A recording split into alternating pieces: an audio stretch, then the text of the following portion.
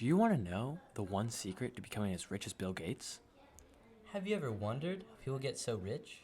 Luckily for you, this video is going to reveal all the secrets to getting you on the way to a six-figure bank account. Today, we will be teaching you about investing. And we'll be going over the 6 different topics, which include Stocks, bonds, mutual funds, real estate, savings accounts. and investing in yourself. That may seem like a lot, but we'll break it down for you guys. Topic number 1, investing in stocks. Some of you might know what a stock is, but for the rest of us, a stock is an ownership of a company, typically small. When investing in stocks, you will buy a percentage of that company for money and hope for that share to grow you more money. Think of buying stocks as buying a piece of a pie. When the company grows, so does your slice. However, stocks are one of the most risky types of investments you can make because stock values are unpredictable. One day your pie slice might be worth a lot, but the next day it could be close to nothing. So be careful. Pro tip, don't put all your eggs in one basket. What do I mean by that? I'm saying to spread your money out between all different companies. Instead of putting all your money in, let's say, Microsoft, try spreading it out between Microsoft, Amazon, Nike, AT&T, Costco, and many others, just to name a few. You want to test out different pies, because if one pie expires or goes bankrupt, then you have the other pies to fall back on. In the investing world, stock has high risk, high reward situation. Look, you're young. It's okay to be risky. You have a lot of life to live, other than someone who's investing for retirement. But be smart. It's important to be frequently checking your stocks. Also, try the buy low, sell high strategy, where you buy the stock for a low price, and when it grows to the peak price, sell, sell, sell, and watch the profit flow in. Our next topic is investing in bonds. So we know how stocks are the more risky side of investing. However, bonds are less risky, but you'll have to be more patient until you make some real money.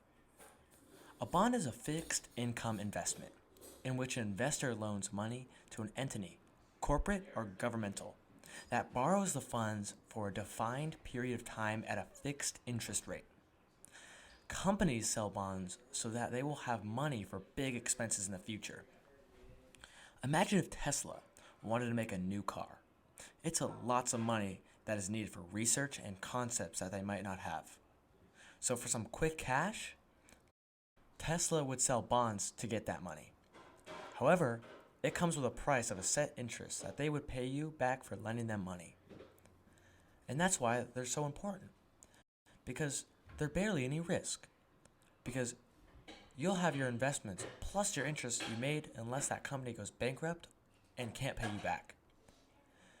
Your bond isn't likely to decrease in value, especially if it's bought from the U.S. Treasury.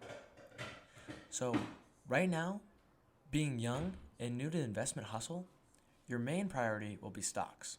But as you get older and less risky with your money, you'll want your portfolio to have more bonds in it. Topic number 3, investing in mutual funds. Mutual funds are really just stocks, but lots of them. See, mutual funds are a bunch of stocks that usually are similar, that are all pooled as one investment. They have smaller risk than individual stocks, but are still riskier than bonds. Most stocks in the mutual fund will go up, so if one goes down, that's no big deal. Mutual funds are important because they have great advantages, some being providing liquidity and higher level of diversification. But mutual funds also have disadvantages too. You might have to pay some extra fees as an investor when investing in mutual funds. You've probably heard of the NASDAQ or the Dow 30 or even the S&P 500. These are some big mutual funds that pool in lots of top companies. Think about mutual funds as an apple tree. If one apple in the apple tree rots, that's no big deal. You got the whole rest of the apples on the tree to make money off of. And a couple bad apples won't ruin the harvest. A good strategy for investing in mutual funds is to research some of the shares in the pool. Make sure you got some solid shares. Just like investing in all other things, have a good plan. Don't go in blind. Make sure you do your research. Okay, so our next topic is investing in real estate. Now, what the heck even is real estate? Real estate, in a nutshell, is the housing market. This involves purchasing a house, not always to live in, and eventually sell it to make profit. Now, I know none of you can afford to buy a house, but it's knowledge you'll have for the future. Investing in real estate can often be described as a tedious task because of how long it takes, but the potential profit, especially for long-term investing, can be well worth it. Now, how does it work?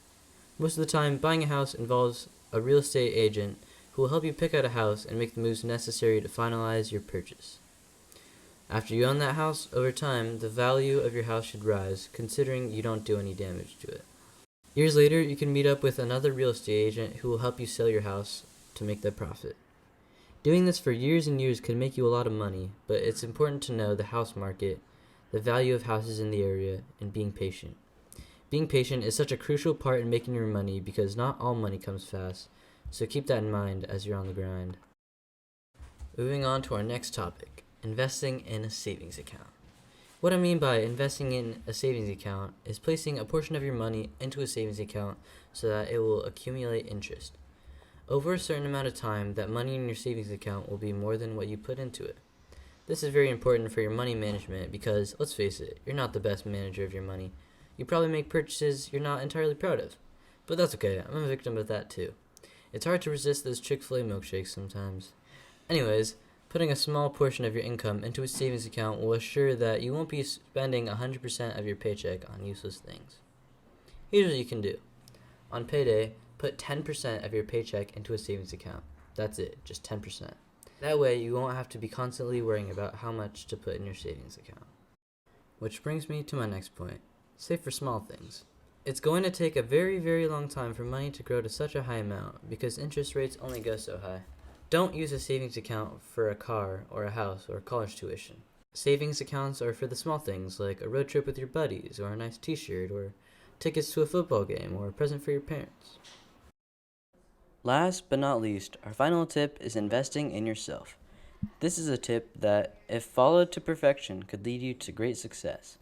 Investing in yourself means that you buy the things you need in order to become better. There isn't one specific way to invest in yourself. It really depends on your goal. A football player, for example, would invest his time into watching film or practicing his skills. A filmmaker might invest their money into an editing software or a new camera. Maybe you just want to invest in small things like healthier foods or taking notes more often. Remember, this doesn't always apply to money. It could mean investing your time or energy or focus, because they're just as important than money, if not more. Now you know some basics about investing. To recap, we covered investing in stocks, the high-risk, high-reward investment, bonds, low-risk, low-reward, mutual funds, a handful of stocks pooled together, real estate, flipping houses, savings accounts for the small things, and investing in yourself. Always remember to have a plan. Be patient, but also be aggressive when you need to. Lots of people lose money when investing by themselves, so don't go in alone. You can always get a financial advisor or an expert to help you succeed in this hustle. Thanks for watching. Now go get the bag. Yeah!